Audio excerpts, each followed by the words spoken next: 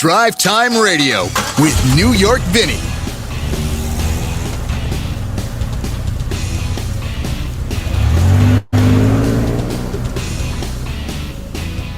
On this week's edition of Yo, Vinnie, what are you driving this week? What if I could show? Yo, Vinnie, what are you driving this week?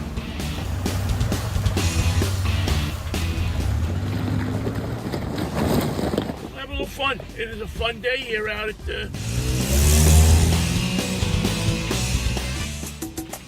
You're listening to Drivetime Radio.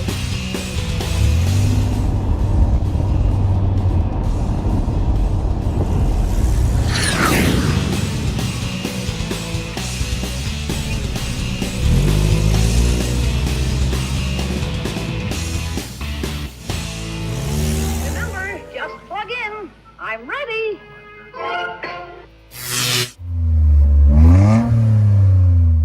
Okay, we can't leave you with just a plug in. We got to hit you with some engine noise as well. Good afternoon. I'm New York Vinnie. This is Drive Time Radio coming to you a little bit late today, and I apologize for that, first of all. I try to be on time on the weekend shows. I know the weekday, Michael and I always have a little trouble, but the weekday shows, we really try to get it happening at 11 o'clock. Unfortunately, we're having some problems with the system that we use to put this thing on the air. And so we finally got it working, finally got it going. And so we are, as far as we know, on the air and reaching you. And we appreciate you waiting around for us if that's what you're doing. Or if you're not, just the fact that you're just came upon us or saw our post on one of the various social media outlets and saw that, yes, you could just point, shoot, and click, and you will go right to our YouTube channel where you can like and subscribe our channel, which we please encourage you to do. As a matter of fact, for the next few weeks, matter of fact, I think if everything works out right, we'll be able to do this from the period between July Memorial Day, which will be next weekend, and July 4th weekend, whichever weekend that particular day falls on. But we're going to try to increase our listenership some. So we'll be running a little contest. This is not even really going to be a contest because it's going to be the contest that you've always wanted, because you'll be able to win something. Nobody will go home from this contest saying, I didn't win anything. Everybody that participates in this contest will win something. So we're going to do that starting next week. So make sure that you're listening and watching our social media channels, especially our YouTube channel, because that's where a lot of the action is going to happen as far as things that you're going to see. So make sure you're watching our YouTube channel. Make sure you're watching our different social media channels. You'll see stuff on there, whether they be clues or videos or something that will allow you to very simply win a contest. So if you're one of those people who've gone through your entire life saying, I've never won anything, well, guess what? You'll never be able to say that after I get finished with you. We'll find a place for you to win. We'll find your happy spot, and we'll massage it for you, okay? That's what we're all about, massaging happy spots here on Drive Time Radio. And television. I mean, we call it Drive Time Radio because I'm an old radio guy. I do the show really as if it were an old radio show that we just try to the object here is to get some information, get some fun, in your life, and give you a place on Saturday morning to go for an hour and hang out with a friend, just like we did many years ago when I was coming up, and I was explaining this. I think I was talking to somebody about this yesterday, that we want to recreate with this show a little bit of that feeling of hanging out at the street corner, hanging out, with friends, hanging out in a place where you were part of a community. And we really want to recreate that. There's certain people that do that on the internet and do it so well. Well, I want to be one of those people. You know, I want to, he'll get a kick out of this. I want to become the Ray Shefska of, of car shows. Any of you who know Ray or watch Ray Shefska and his show and his son know who I'm talking about. And, you know, I've always, and naturally I've been doing this a lot more years than Ray has, but Ray's gotten pretty good at it in the time that he's been doing it. He gets it. He gets that a lot of this is just being you and having you as the audience accept you for who you are, faults and, you know, baldness and whatever, however you are. You just get people to accept you, to hang out with you. You want to be a guy that people will feel comfortable hanging out with. And that's what I hope I do here on Saturday morning. Give you a place to feel comfortable hanging out. Our show is brought to you every week by my good friend George Jackson. George Jackson Promotions. Where would I be without George Jackson and his just a steadfast commitment to this radio show and to me being somewhere where you can hear me on Saturday mornings? I don't think that, to be honest with you, that George's business depends on whether he subscribes to this show, whether he advertises on this show or not. He's a good guy with a good heart. He's got a good product that he sells. He believes in service. He believes in making sure that you get what you need when you need it. And so he and I agree on that premise. And although we're both not always perfect at it, we certainly try to do it and try to do it well. So if you need business specialties, business advertising items, if you need calendars, if you need grand opening flags, whatever you need that can put you in a place where you will have grand opening flags or some kind of promotion, George can help you with it. George can get them for you at a good price, get them delivered to your place. Geez, if you're in the Pittsburgh area, George will probably come out and help you hang the damn. Well, no, I don't want to put George on a ladder, okay?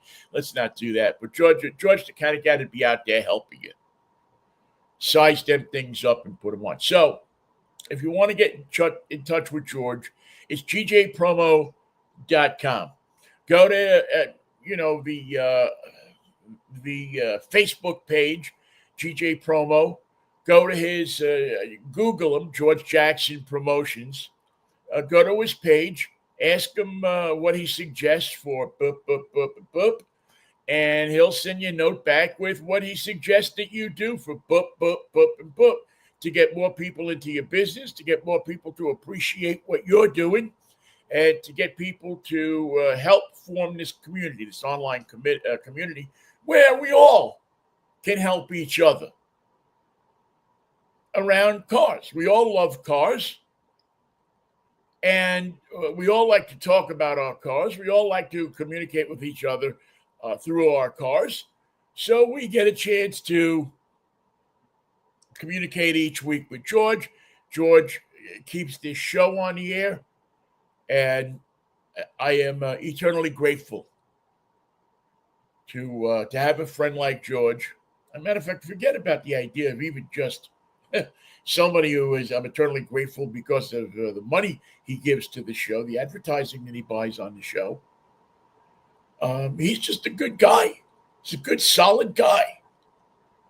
And he's one of those people that I used to tell people about from the West Coast, that these are the kind of people that you run into on the East Coast. These people that have your back. These people that are your friends. These people that come together with you and help you out of situations, no questions asked. I can't tell you that how many times when I moved to Pittsburgh, I ran into George and these kinds of people. Uh, all through just hanging out at a coffee shop every morning. Me picking up my coffee every morning. Go in there, into the coffee tree. It'd be George and Lee and Dave. And I always want to call him the minister. He's not the minister.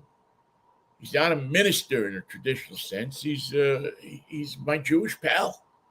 He's my brother. He's my Jewish brother that died years ago, reincarnated. Al, who is just he is the true meaning of a mensch. All of these people get together, we'd have coffee, we'd talk to each other. We didn't always agree on things. We didn't always, but everybody helped everybody else out in any way that they could. And we had a lot of laughs together and a lot of people that truly cared for each other because there's no age requirement on caring for somebody else. You can be 50 years old and care for somebody. You can be 100 years old and care for somebody. Anyway, I'm getting off on it, so I don't want to get too far off on a tangent here. But George and everybody in that group from Mount Lebanon, Pennsylvania, from Pittsburgh, thank you for continuing to support the show. And for my friends in Seattle, thank you for continuing to support the show. You'll never know how much it's appreciated by me, certainly by my family, because they'd be having to live with me if this didn't happen. And that's I don't think that could be a pleasant experience. But I really, I think that you get it. You know what I'm talking about. Is that it keeps me from going nuts, and it's a stunning. Some days that I get up and I just I thank God for all of the support that I get from people of all different kinds. The most importantly, I always think being the friendship and the ability to help somebody, the ability to reach out a hand. And if you have a chance to do that, to help somebody, to reach out a hand, well, you know what? That's a pretty good thing to have in your pocket, is the ability to do that and the willingness to do it. So, all right, got a bunch of things going on this morning. We'll couple of the things that I found to be quite interesting is the buzz around the president of the United States trip last week to China. His trip to China has people in the automotive business buzzing and talking. Now, I heard some people and saw some things this week that, this is going to end the difficulty that the United States government has made for China in bringing cars that are made in China into the United States. It's no secret that the Chinese are way ahead of us in many facets of electric cars, both in technology and in advancement of their labor force. Just like they got ahead of us in sneakers in Vietnam. I mean, you know, they have a different system over there, and it works well for them, to say the least. So that's what many people are saying is we're going to see next in sneakers. I mean, in electric cars, that the Chinese with all these different companies and their need to expand their markets because they just they are not able to get everybody into an electric car in China. So they got to look to other places. And their cars are good. And there are many people in the United States that are saying, and many of them people in the automotive business that are saying that when they hit the shores of the United States with the full force and effect of their method of building cars and their method and ability of electrification of automobiles, that we're going to be sunk in this country. And I don't know, I didn't get so far into President Trump's trip that I'm able to say that it's going to be a situation where the Chinese are going to be opening showrooms tomorrow on Main Street. But I do think that the Chinese cars are coming. And I think that from what I have seen in the softening of relationships between the United States and China, is going to be here sooner rather than later. That within 10 years, you will see Chinese manufacturers either in partnership with American manufacturers or some way, somehow, selling vehicles at retail in the United States. It's not a far-fetched idea, and it's not something. The only thing that's holding back now is Congress. They haven't paid off Congress the right way yet, or enough, or whatever it is that they haven't come up with. But it's coming. They know how to play the game. They know what they got to do. So it will be very, very, very interesting to see how this shakes out over the next few months, year or so. But keep an eye on it, because I think it's gone. They haven't sorted everything out yet, but this is coming. And I think it's only a matter of time until you see the BYDs and the Cherries and all of these other different brands of Chinese electrified vehicles. It won't be an oddity anymore. It'll be a regular occurrence. What will that mean for the American automobile industry? Well, I don't think it's going to be good, my friends. I don't think you got the juice to protect the automotive industry the way you used to have. I think you're going to fight a battle with the United States unions, that you are going to fight a battle with all of the different elements that go into play to protect the United States automobile manufacturers, but also allow to keep some kind of peace with China and keep China happy and keep the people that have to serve that master okay. So that everybody can be. I don't think everybody's going to be able to be happy, to be honest with you. I just don't think everybody is going to be able to be happy, because it's a complicated situation and it's not going to get easy anytime soon. So we're going to keep an eye on that for you. You listen here every week, and believe you me,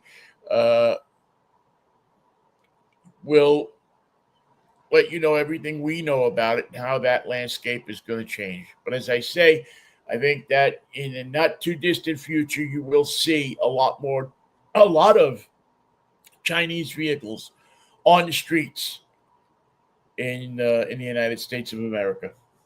It's coming. It's just a matter of how long.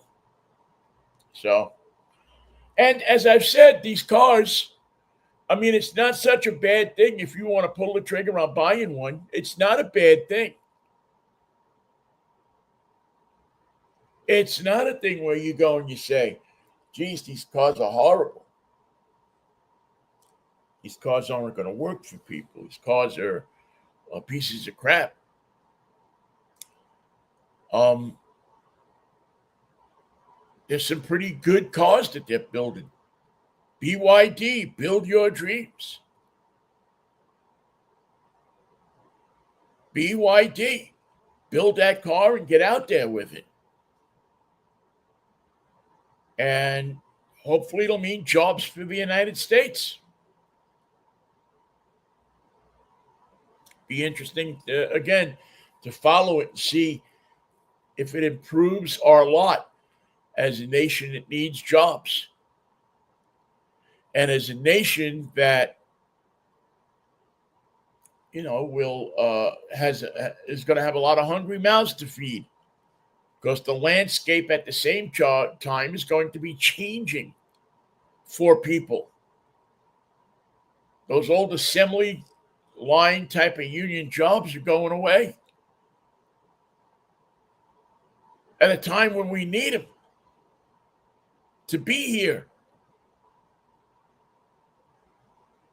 So something to keep an eye on, and something to really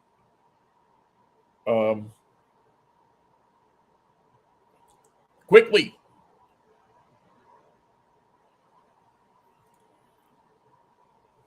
well, I just saw my friend Kirby Arnold, who is out at Indianapolis, as he does every year. You know, it'd be nice to get him, see if we can get him on next week to talk about Indianapolis and to find out what's going on out there. I got to admit, I have not followed it as much this year as I have in years gone by due to some situations that's coming up in my life. But I'd love to get Kirby on actually next week and get caught up on what's going on in the Indianapolis 500. It's always a great day. Race day is always a great day, and Kirby is always a great guy to describe it, because he does it in such good everyman terms. He doesn't get too far into it, and he doesn't get rah on people. He tells you what's going on. You can't beat that, or at least I don't think. You know. What else is going on? You know, the federal government prices obviously have gone up again. I think, boy, I'm afraid to even look to see what gas has gone up. Probably not as much this past week as it has in the last few weeks, but gas you could bet has risen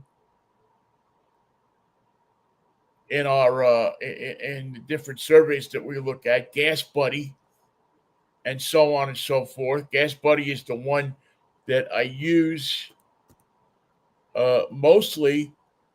They seem to be most reliable. Gas Buddy and the AAA people seem to have the best handles on what's happening with gas prices. So let's jump into Washington quickly and take a look at the gas stations and the cheap fuel prices in Washington. If you happen to be driving through Clarkston, Washington, out there on the east side of the state, they report the lowest price in the state of Washington for regular fuel, $4.54 a gallon for regular at the Costco on 5th Street in Clarkston, Washington. So if you need to get a tank of gas and you're out in that area and you want to later this afternoon go over to Clarkston, fill up your tank. it'll cost you $4.54 a gallon. I don't think that that's going to come down anytime soon. A little closer if you're in Toppenish, 480. Mabton, where the hoof and mouth disease reigns. I believe that Wheeler's Smoke and Gas is at 488. Pretty cheap prices if you're heading north. Samcor Fuel on Smales Run Drive in Anacortes is $4.92 a gallon. The casino up there on the way over to on 20, the casino that runs over to get over to Whidbey Island, the road I should say that passes the Swinomish Casino goes over to Whidbey Island. $4.99 at the Swinomish Markets at the casino on Casino Drive in Anacortes. Front Street in La Conner, also $4.99 a pop, $4.99 a gallon, according to data feed. And those were just tracked about 10 hours ago. Both of those locations at $4.99 a gallon. It's about the cheapest you're going to see it. Everything else in the state of Washington is above the $5 mark. With the Arco in Ferndale, $5.09 a gallon. That was taken 7 hours ago, and that has to be a cash purchase. From what my information says, things are subject always to change. But if you're heading up north to the border, you're heading up to Vancouver for some reason, if you're passing Ferndale, it doesn't hurt you to get off the highway and go check out downtown Ferndale, grab yourself a sandwich and a tank of gas at $5.09 a gallon. As I said, 7 hours ago for that. So that's what it is. Let me just quickly look at California as well. I love looking at because it just makes me it just gets you cheapest prices that I can find in California right now. By the way, can I just say how happy I am to see Sinclair back as a viable gas station in the United States of America. There was a ton of Sinclair stations that closed down in the 60s when I was a kid.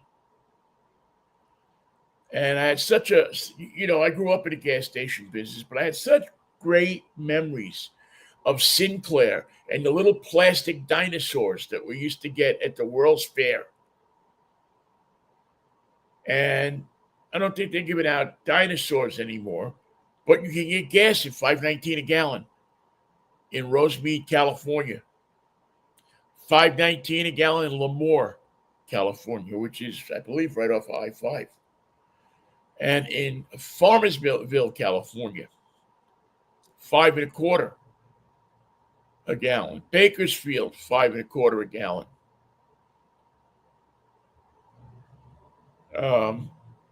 Where else? There was another good one here. Oh, yeah, the Stockdale Highway in Bakersfield, $5.35 a gallon. So the prices are holding steady. I quickly want to take a buzz over to San Francisco County because this can really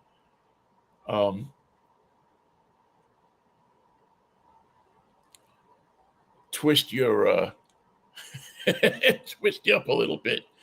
But if you are, I know exactly where this station is too. The Speedway that's on Cesar Chavez Street. And as far as I know, they're still calling it that. But it's for anybody who knows San Francisco knows that this is Army Street. 3300 Cesar Chavez Street. It switched off of Army Street many years ago, and now they're in the process of switching it off of Cesar Chavez Street. There you can buy your petroleum regular product at $5.89 a gallon.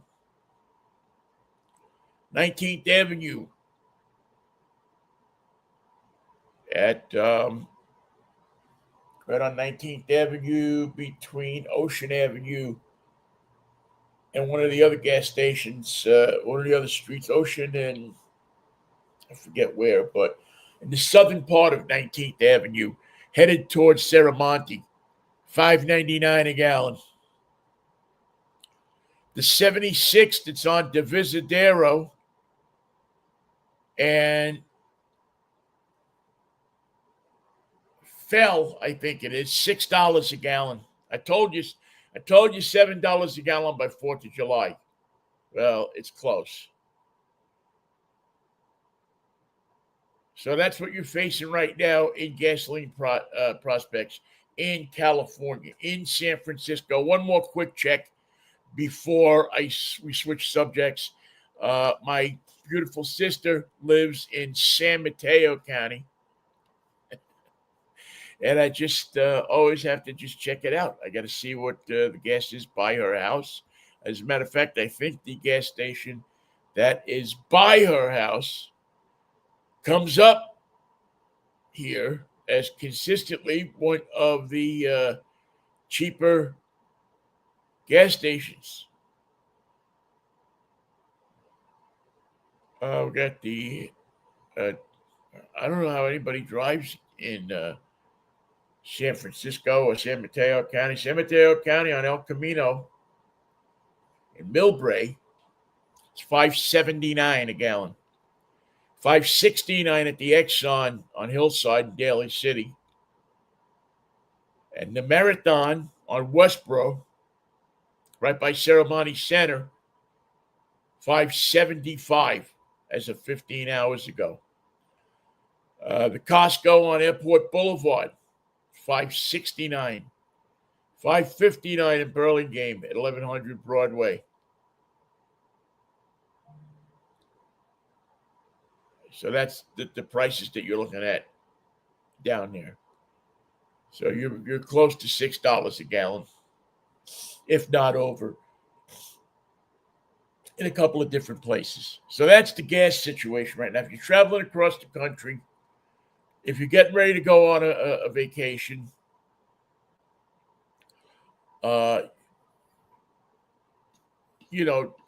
plan out because you don't want to get hit by different prices than you think are going to be out there. And there's just not a lot of places in this country right now where gasoline is under $4.60 a gallon.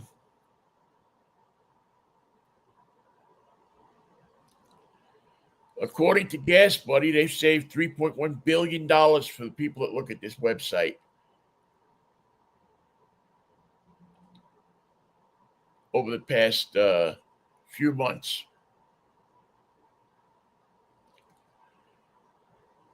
And, I just wanted to, I just want to see in Vancouver quickly. What do we have here? Petro-Canada. Petro-Canada is always one of my favorites.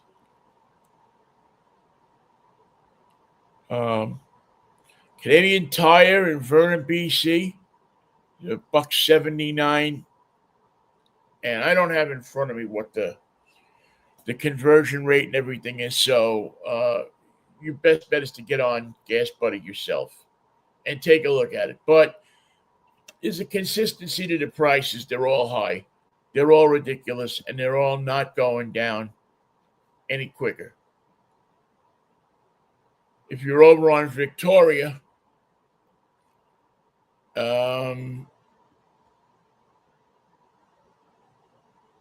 Chevron in Brentwood Bay, or actually Chevron in Victoria, BC,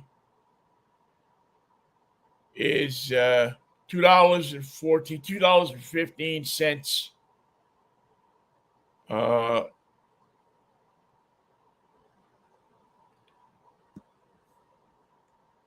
in Victoria. So that is Yeah, it's to try to figure that out. I don't have to. I don't think it's that interesting radio to sit here and try to do math.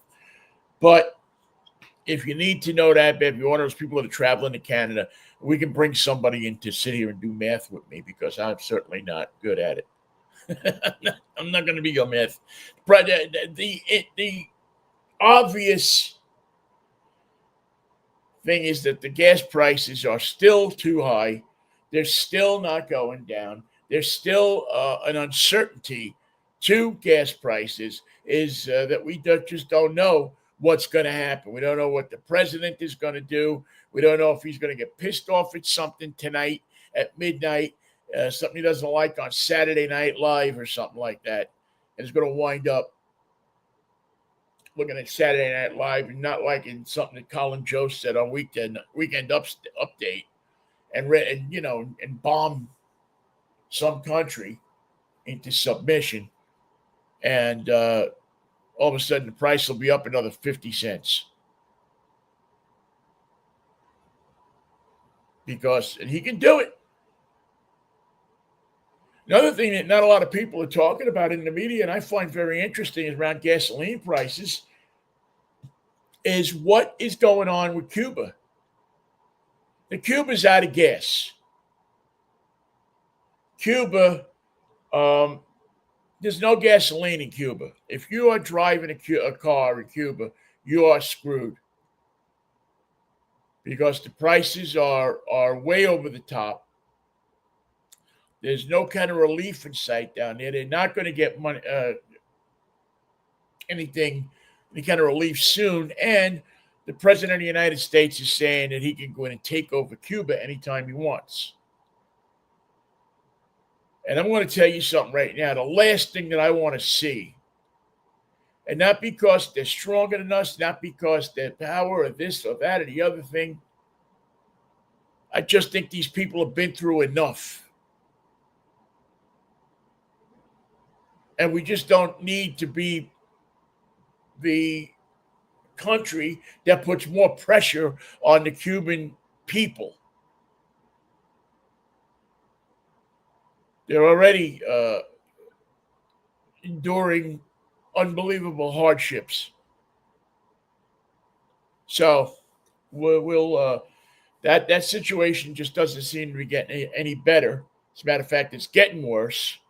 It is worse, and the people that live in Cuba don't see any relief at the end of the tunnel. All they see is a big bright light coming at them. So hopefully they will get that straightened out. Without a war, without mass casualties, and just I would be not a happy person if we decided that we were going to go and start bombing the crap out of Cuba, taking over Cuba. It's whatever oil refineries it does have over there, whatever processing plants, and I think it's all external. So, but that's something that you're going to see as this bloodlust to go take over countries. They indicted Raul Castro this week, which is a step in wanting to bring him to the United States to serve justice, to have justice served. And I don't know what they expect to do with a 94-year-old guy. So that's another thing to watch. Now you say, well, Vinny, you're telling me all of this geopolitical stuff. What the hell does it mean to me? Well, ultimately, the tariffs and this and that and the other thing all mean that you're going to pay more for your gasoline to take your collector car out. You're going to pay more for your older car if you decide that you want to keep your older car. You're going to pay more money if you want to take your family on a vacation by automotive trip. If you want to put the kids in the car and travel to Yellowstone. If you want to take a trip and say, well, we're going to go somewhere this summer. We don't know where yet. We don't know what we can afford, but we're going to try to take you somewhere. Now, like when I was a kid, Dad would paddle us into the car and let's go to Pennsylvania Dutch country. Let's do that. Let's spend a few days, go out there, just spend a couple of nights at a hotel with the family, and we go out and have some shoe fly pie and whatever the heck it was that they were serving up at those places this week, and you get a good meal and some good old family fighting for the window seat, and you keep going. Go to some car museum that was out there, or Hersheyland, but this whole concept of a summer vacation with the family in a camper or towing a trailer or doing different things that you normally do is once again disappearing.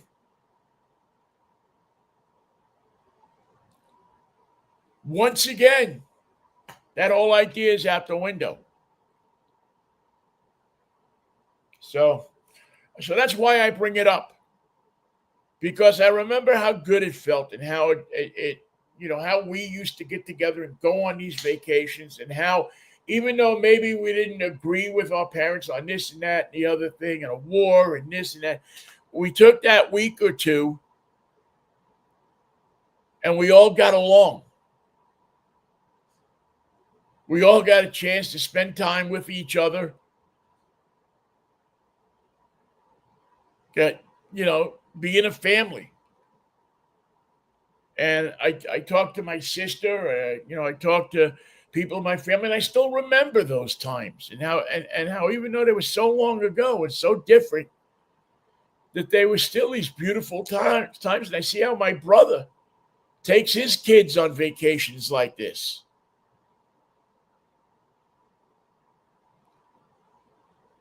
And it does me my heart good to think that maybe that our families are still out doing that kind of stuff. So that's something that, again, I think that people need to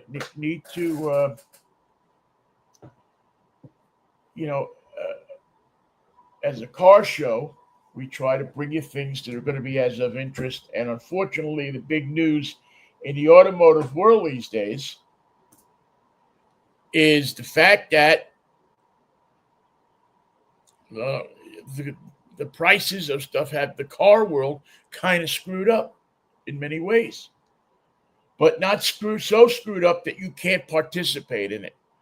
Not so screwed up that you can't get your car on a Saturday or a Sunday and go down to a Cars and Coffee and take your kid down there, or your nephew, or your godson, or whatever different relationship that you have with a relative, and take them down and walk around and look at some of the cars that are out there, and how some of these people have done an incredible job at restoring cars, at bringing back the ability to hang out with people.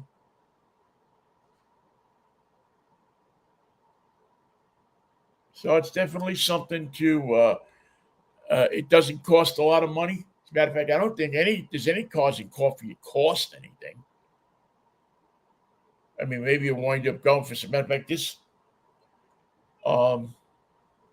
shirt that I'm wearing, the Z Club shirt from Northern California, I got Labor Day this year.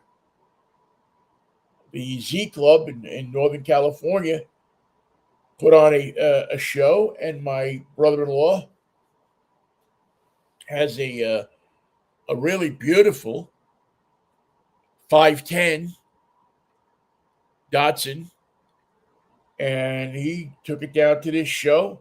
I probably paid an entry fee to get in, entry fee. But he won probably as many prizes as you could win. And again, it was just a nice thing to go down and hang out with my sister, hang out with him, hang out with other people, talk about cars, and have those few moments where we weren't worried about a lot of other stuff, and we were just worried about how to get more exhaust volume into the exhaust pipes of the Nissan, of the Datsun, I should say, or how to treat a floor pan so it doesn't rust. You know, it was simple stuff, and it takes you back to a different time when you were a different human being. So to me, that was a really beautiful thing. And these events, all you got to do is go on Facebook. They're all over the place. I really suggest you go out there and you learn something about some of these events and just go and enjoy the car culture that's out there. There's just some really spectacular car culture happening right now.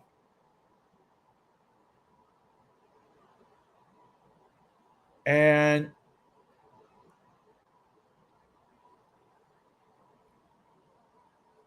just think that it's something that it is I don't know, it's it should be a fun thing for people to bring people together. It's no different than going to a baseball game, except you don't have to pay $50 to park there like you do at a baseball game. So now, what am I looking at here? I'm always leery when I see some of this stuff posted on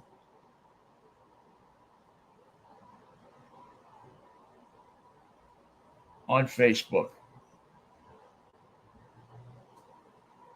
Uh, there's a guy with a post on Facebook that's saying, "Oh, I'll do more of this," but it seems that and I don't. This sounds like a bunch of hooey to me, but I'll have to check it out. It says that Senate Bill 626, aimless driving is prohibited. Violators may face a $1,000 fine if caught driving without a destination. Well, that's, you know what? I'll almost bet you that that's some idiot that wants to get people riled up, so they thought it'd be a good idea to do this.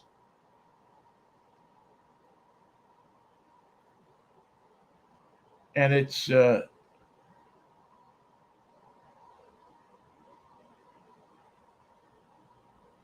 don't know.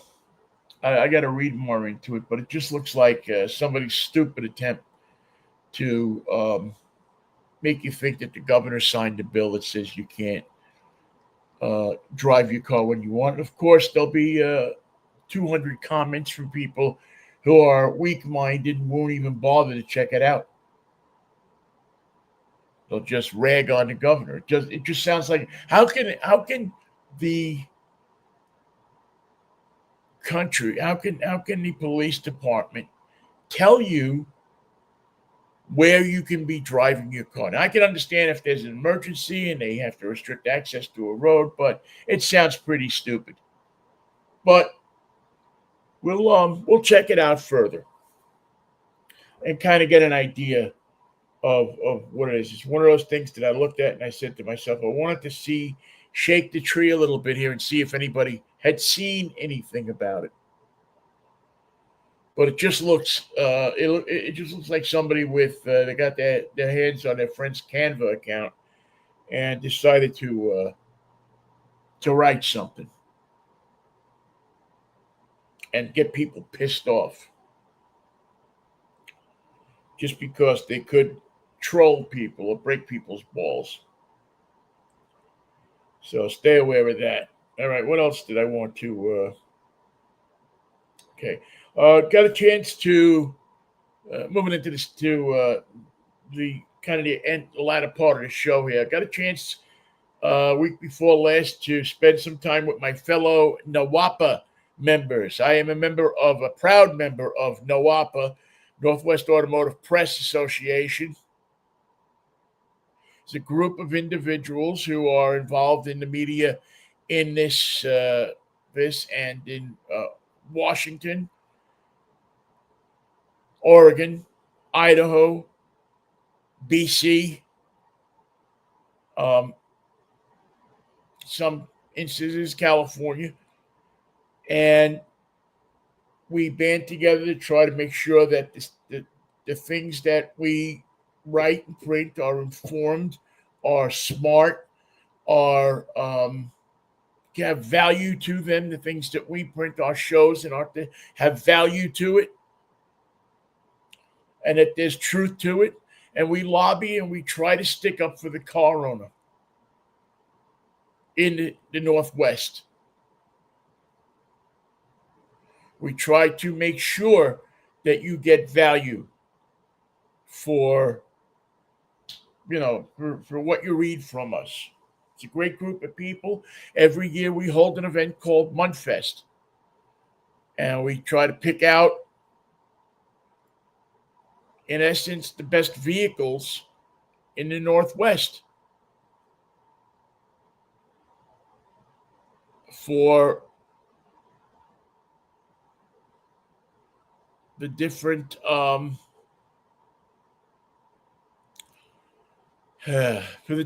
things that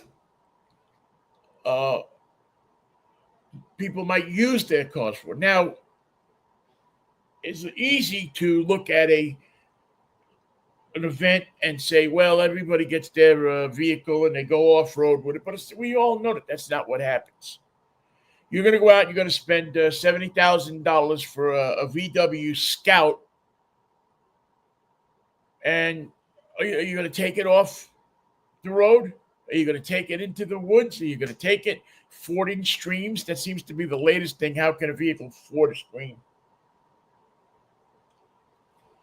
But people seem to want to have that information.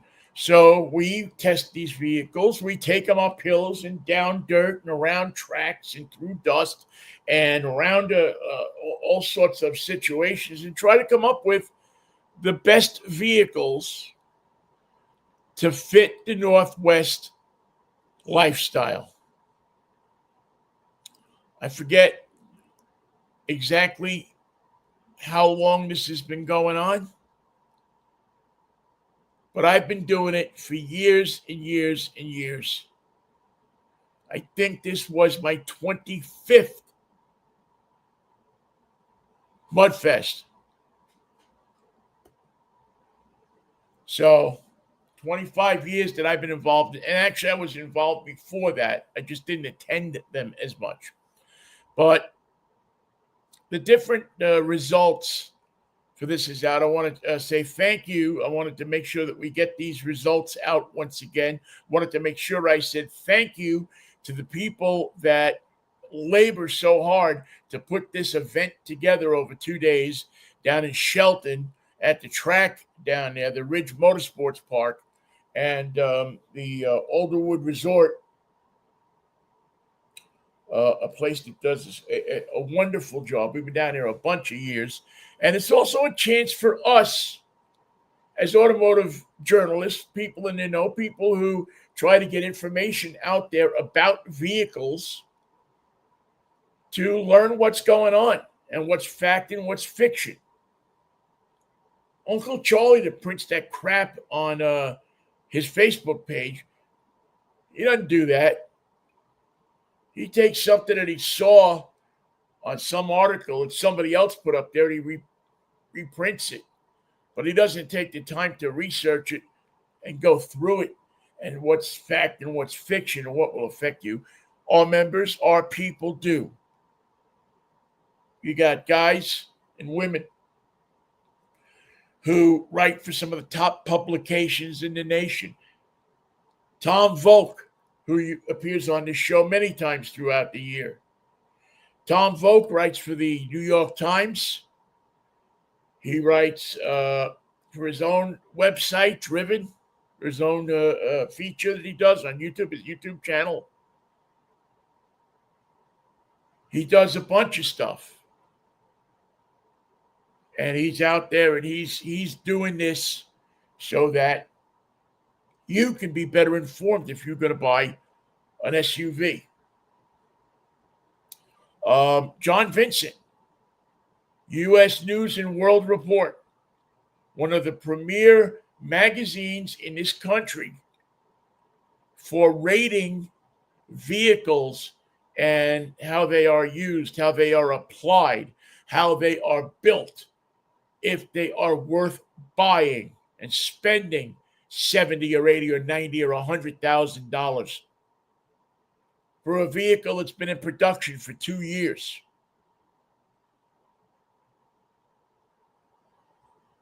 Or do you need to wait a while? Um, the the work that goes into this stuff is incredible. And different car companies now seek us out to get opinions about cars. So this event is as important for the manufacturers as it is for us to be able to talk to the manufacturers, to be able to have people. In a few minutes, we're going to speak to somebody who is impressed me so much, is a person, is a woman, and this is let's face it, this is a male-dominated field, automotive design. But this is a woman who is a lead designer on the Scout, the VW Scout, which is the rebirth, the reincarnation of the International Scout of the 60s and 70s. It was one of the finest off-road vehicles that has been ever been printed. And we'll spend some time talking to Peyton Sullivan, who is just one of the up-and-coming talents in the business.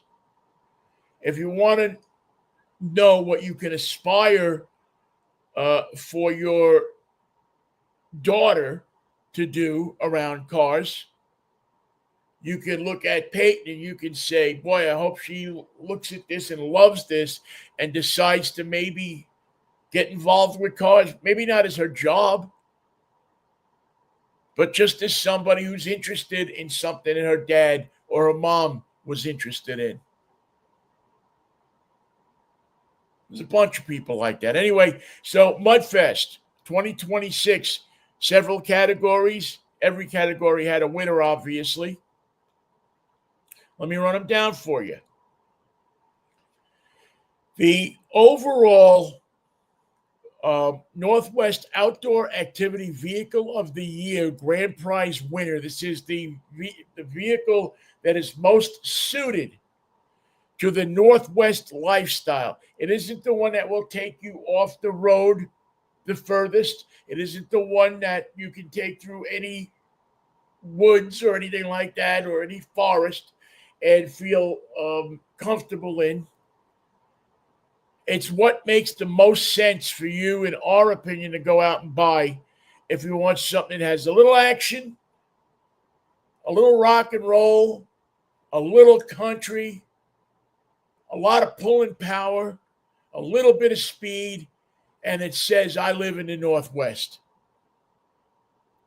And I'm very happy to see that Subaru, once again, is in the top spot of the Northwest Outdoor Activity Vehicle of the Year. Subaru is, I don't know that any vehicle says Northwest as much as Subaru. And the Subaru Trail Seeker Limited, I will be driving one of these for a week, I think coming up in about 3 weeks, is a car that says Northwest. It is electric. It is off-road capable, very off-road capable. It is well designed. It is comfortable to drive.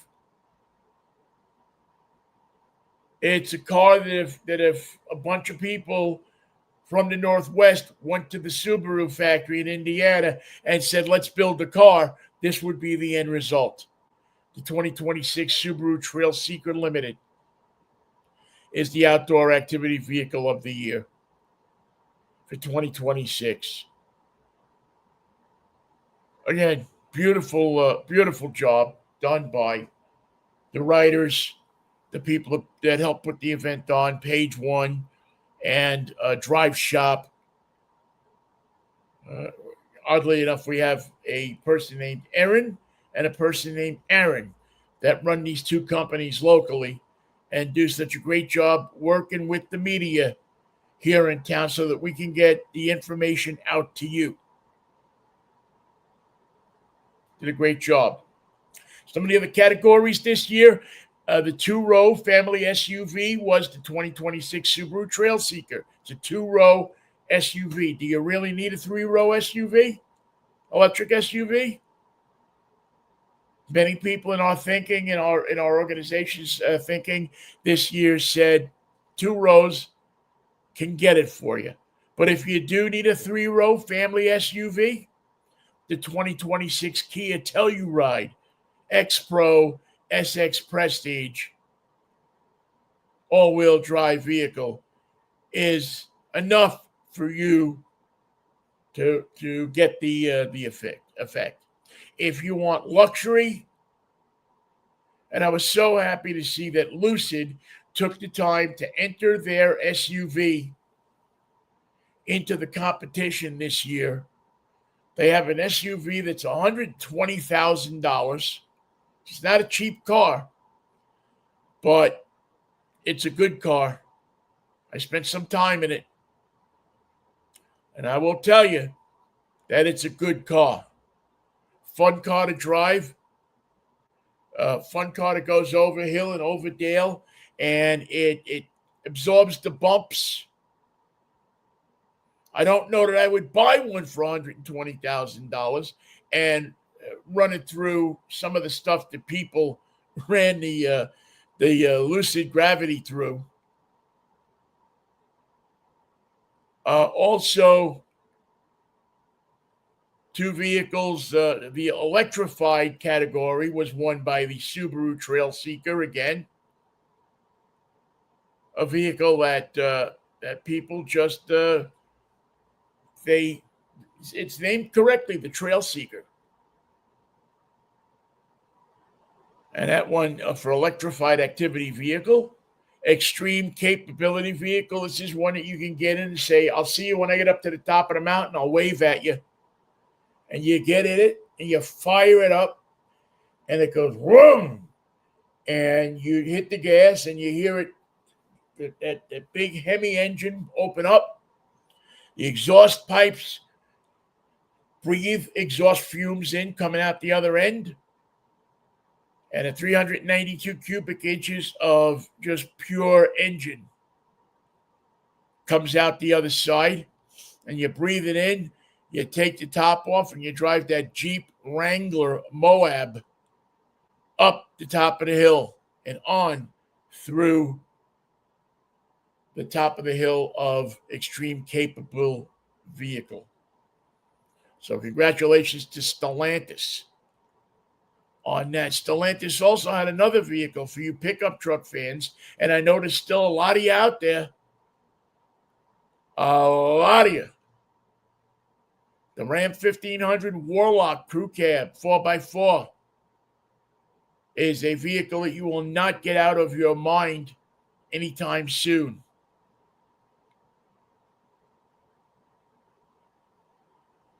That vehicle will not be forgotten.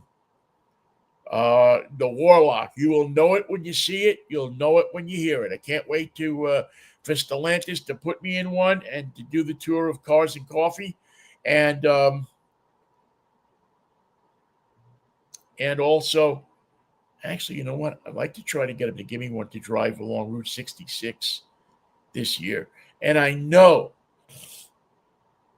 that gas prices are crazy, but it's the 100th anniversary of Route 66. And even though it only gets 3.8 gallons to the mile, or miles to the gallon, I want to drive it on Route 66. This is the kind of car that was built for Route 66. So come on, Stellantis, let's go. Let's get in the car and go for a ride. Let's get in the truck and go for a ride.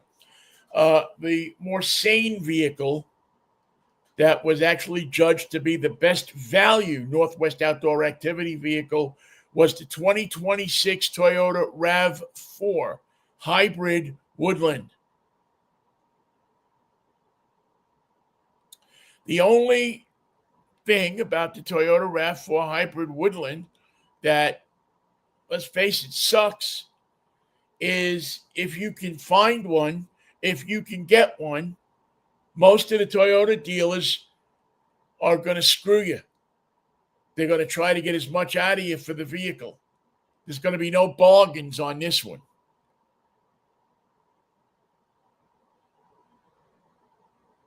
So the best value was that Toyota RAV4 Hybrid Woodland Edition. It's a great vehicle.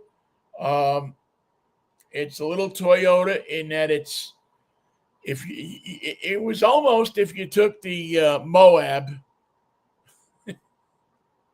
you took the Wrangler Moab and you put it in a three-piece suit, you'd get the RAV4 Hybrid Woodland. That's kind of what it was. So those are the vehicles that won. Thanks a lot to Tom Volk, our president, Doug Berger from DB Picks, Tom also for putting his video stuff up for us. And the still photos that I'll put a gallery of them up sometime. How do I say this? I'm not going to be around much in the next week. I have some medical stuff that I have to get taken care of. So I may be run a little bit behind on some of this stuff, but I'll get it for you because after all, the best thing about,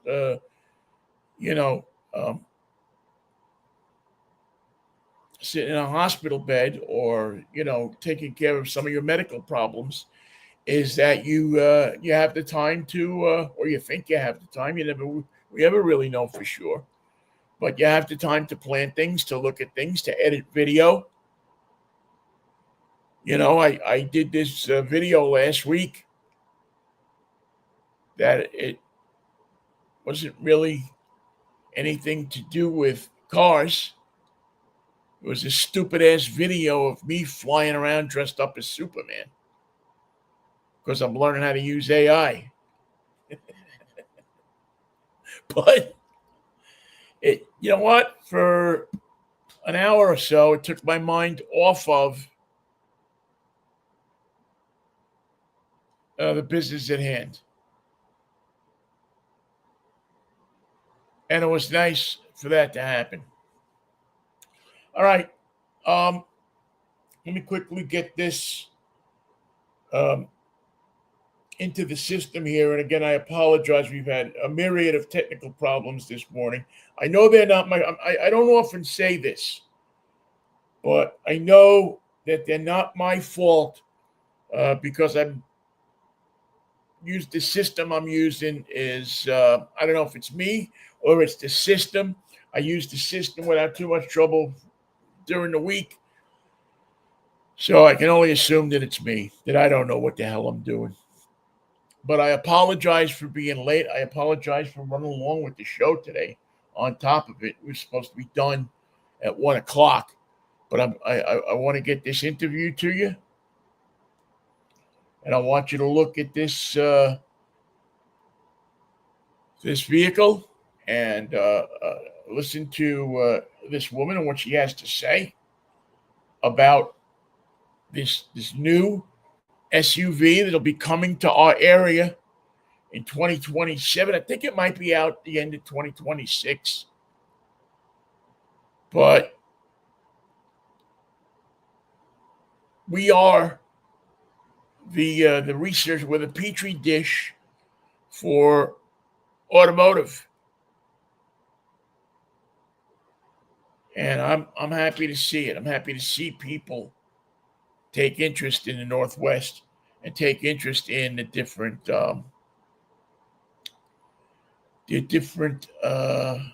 places that people can get information about vehicles and what kind of vehicles they should be using, what kind of vehicles they should be building, and what kind of vehicles that we here in the Northwest look at and say, I really would like to have one of those parked in my driveway.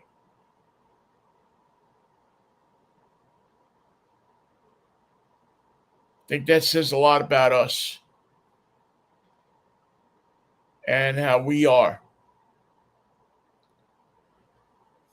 I think it's something that that says a lot about us and a lot about what we're able to accomplish for people and what we are able to have input into the type of vehicles that we see manufacturers build. Because believe you me, nobody goes to New York City and says, what kind of pickup truck should I build? But I've had people from Ram come here to the Pacific Northwest and ask me what kind of pickup truck should I build? What kind of SUV should I build? I've had people from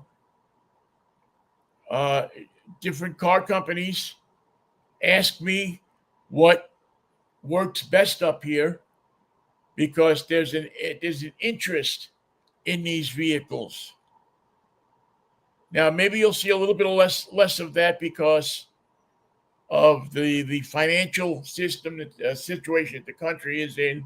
They're watching their dimes. But let me tell you, a lot of information has been garnered from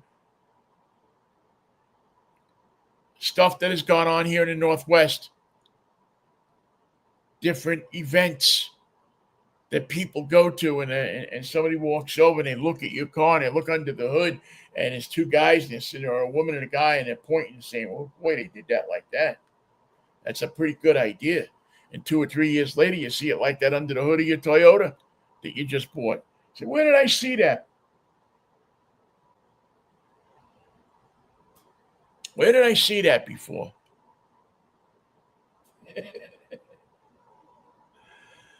Where did I see that before? It's amazing. It really is. All right, listen. We cannot seem to get this interview for whatever reason. We can't seem to get this interview set up and running in our system. I'm going to have to find out what's going on, so I apologize for that. We will have to wait till next week to bring you our friend from Scout and be able to bring you this interview with one of the people that are making a difference these days. Sometimes that's the way it works. So I've done enough yapping. I've not done enough jabbering. I get a chance to. I'm lucky enough that I get a chance to talk to these people and bring you news and different things that hopefully make your car driving life a little better. I can't believe I've talked for an hour and change. I apologize. I apologize because today's show was supposed to be a little different, and with the technical difficulties that we encountered, we couldn't do it the way we wanted to do it. So we will get it straightened out. We will get Peyton back and get her and her interview on the air because this is an exciting young woman that is doing things in the automotive industry. And I want you to be able to hear what she has to say about designing vehicles. It's an important thing. You know, something that's always stuck with me for many, many, many years is back in 1995, or even before that, maybe 93, when I first moved up here and I first started getting the idea of mixing media and cars together to be able to drive them and give you an idea of what was going on behind the scenes and getting into cars and driving them. I remember I had a conversation with a guy named Bob Lutz. And many of you that are automotive people or know about cars know the name Bob Lutz. Used to be the president of General Motors. And we had this conversation about cars. This is when cars were still a thing, not trucks, but cars. And there was two things he told me in this conversation that I've never forgotten. One thing is develop the electric car because it is the future. It is what automotive will be in the second half of this century and far beyond that. The second thing was don't worry so much about the outside of your car. Make the interior of your car functional and a place that you want to spend time in. When people get mad at each other, where do they go? They get in their car, they slam the door shut, and they drive off.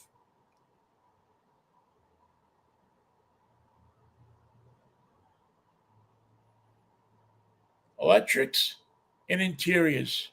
Two things I've never forgotten from the mouth of Bob Lutz.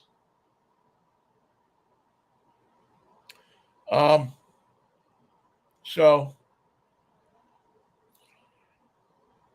electrics, I think, if we were in a different political stance at the moment, we'd see a lot more electrics. If we still were a country that people believed that we could do things, I think we're in a country right now that people don't believe that we can do things. And that people put their own political interests ahead of what's good for this country. And if we could get past that, we'd have an electric car with a nice interior that you could drive anywhere, load the family in, and take them on vacation. But we don't, because we don't believe in ourselves anymore. And somehow we got to get back to that thing where we believe in ourselves. Thank you so much for listening to Drive Time this Saturday morning, actually early Saturday afternoon. I so appreciate you taking the time to spend some time with us. I always appreciate you spending time with us. It's always a blast to get together. Finally, we'll wrap it up with, yo, Vinnie, what are you driving this week? And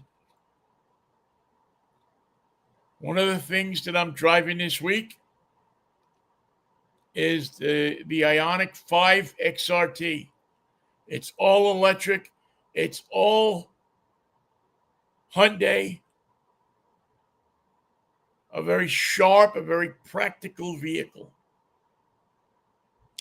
And I wanted you to take a look at this because I think this is one of those vehicles that'll bring you, that we'll see will give you and bring you a bunch of joy. This is from Mudfest, the week before this past week. And this vehicle, all electric, a vehicle that is one that I think that Hyundai has done an excellent job with. Just going and taking you in a place where you can get off the road, get out into the mud, but you can also use it as an everyday vehicle.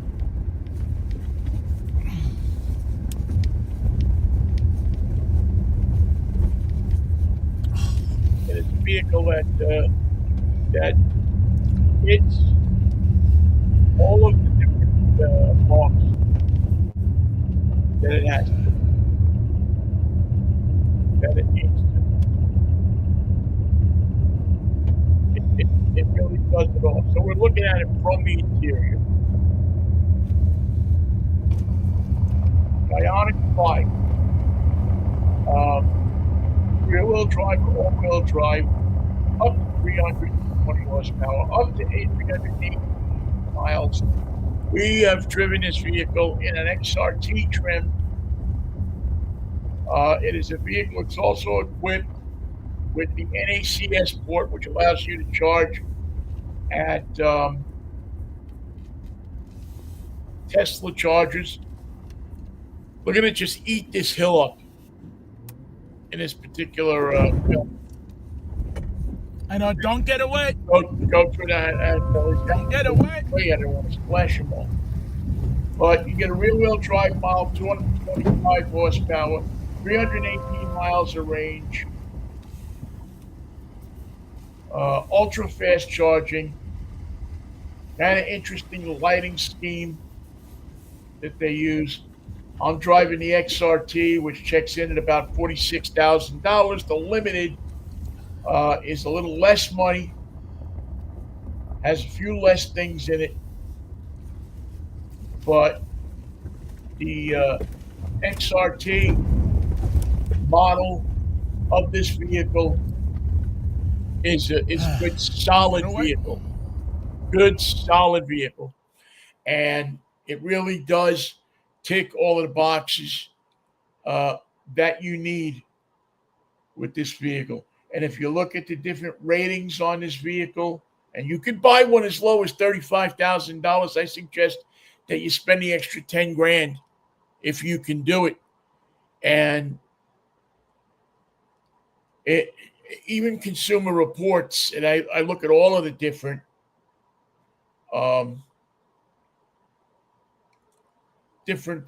reports and reviews and so on and so forth. I look at them all the time, and really, it's a great vehicle. It's hard to find anybody who complains about their Ioniq 5. It's the best, probably, as many people will say to you, the best electric SUV out there. And I think for the money you get good value on this thing. So that's what I'm driving this week. I'm really glad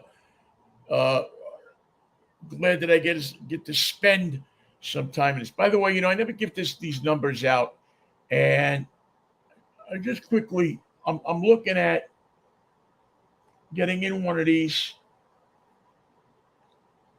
for about $259 to $299 a month, with a down of about $4,000.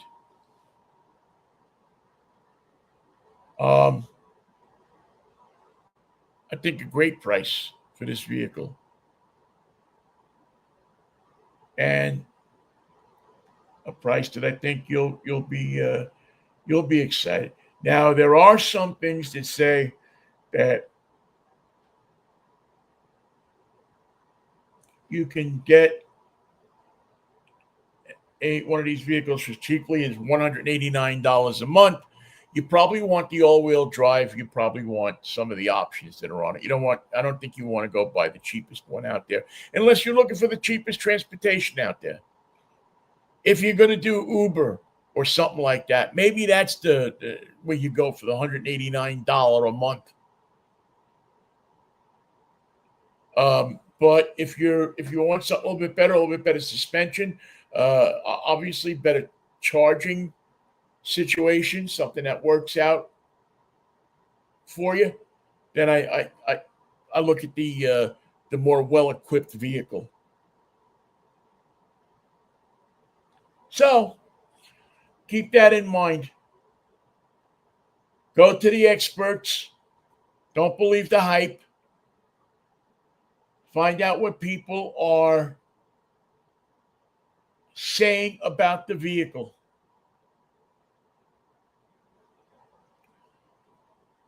And take a look into the Ioniq 5 because there are a lot of, according to many people,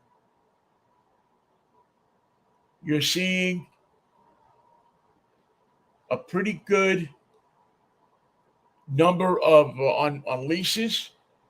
$199 a month for 24 months. You got to watch what you're going to pay down.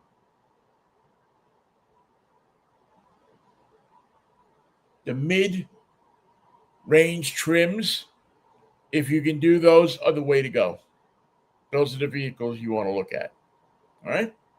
Okay, that's going to do it for me. I'm going to get out of here and go to the beach for a few days, and then I'll catch up with you next.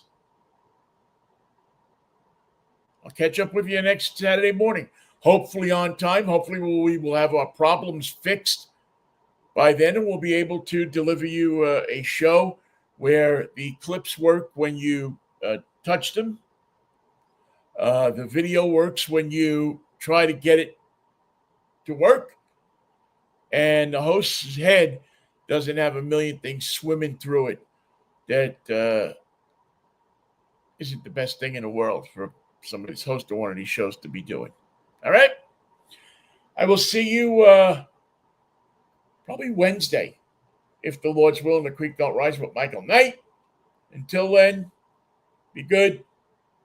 Peace, love, Manischewitz. We'll see you Wednesday if the Lord's willing and the creek don't rise. You have a good weekend.